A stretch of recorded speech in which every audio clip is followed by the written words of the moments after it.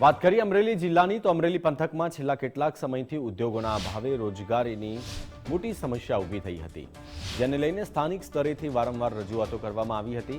આ લાંબી માંગને ધ્યાને લઈને રાજ્ય સરકાર દ્વારા અમરેલીના શેડુબાર ગામે 25 હેક્ટર એટલે કે 100 વીઘાથી વધુ સરકારી જમીન પર જીઆઈડીસીનો વિસ્તાર સત્તાવાર મંજૂરી આપવામાં આવી છે। સ્થાનિક ધારાસભ્ય અને મંત્રી કૌશિકભાઈ વેકરિયાના વિશેષ પ્રયાસોથી મળેલી આ મંજૂરીને કારણે અમરેલી પંથક હવે ઔદ્યોગિક ક્ષેત્રે આગળ વધશે।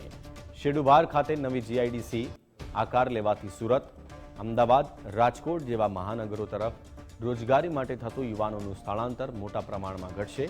અહીં નવા ઔદ્યોગિક એકમો સ્થાપાવાથી સ્થાનિક લોકોને પોતાના જ વતનમાં રોજગારીની ઉત્તમ તકો મળી રહેશે।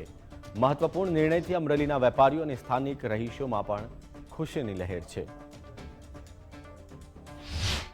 અમરેલી ન્યૂ જીઆઈડીસીનું આયોજન છે શેડુબાર ખાતે 110 વીઘામાં ગુજરાત સરકારે જાહેરાત કરી છે। આ તકે હું મુખ્યમંત્રી શ્રી અને રાજ્યમંત્રી કૌશિકભાઈ વેકરિયાનો ખૂબ આભાર માનું છું કે અમરેલીમાં લાંબા સમયથી અહીંયા જીઆઈડીસીની માંગ હતી એ પૂરી થઈ છે અને અહીંયા જીઆઈડી થવાથી કે અહીંયા ખૂબ જ નાના મોટા બિઝનેસો આવશે, લોકોને રોજગાર મળશે, લોકોનું સ્થળાંતર અટકશે અને બહારથી અહીંયા લોકો બિઝનેસ કરવા, નાનો મોટો ઉદ્યોગ કરવા આવશે।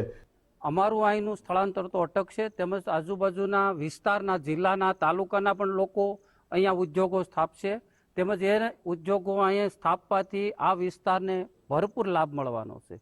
તેમજ અહીંયાના જમીનના પણ ભાવ સારા વચ્ચે એ રીતે રાજ્ય સરકાર દ્વારા 150 વીઘા ઉપર અહીંયા જીઆઈડીસી મંજૂર થઈ છે। આ વિસ્તારમાં આપ જોઈ રહ્યા છો।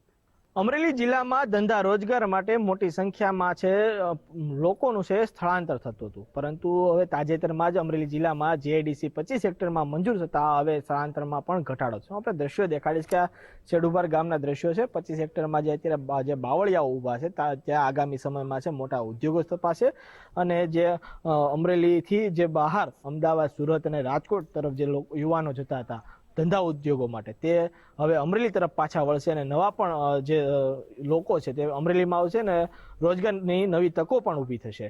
જૈનિક સોઈત્રા, ગુજરાત ફર્સ્ટ,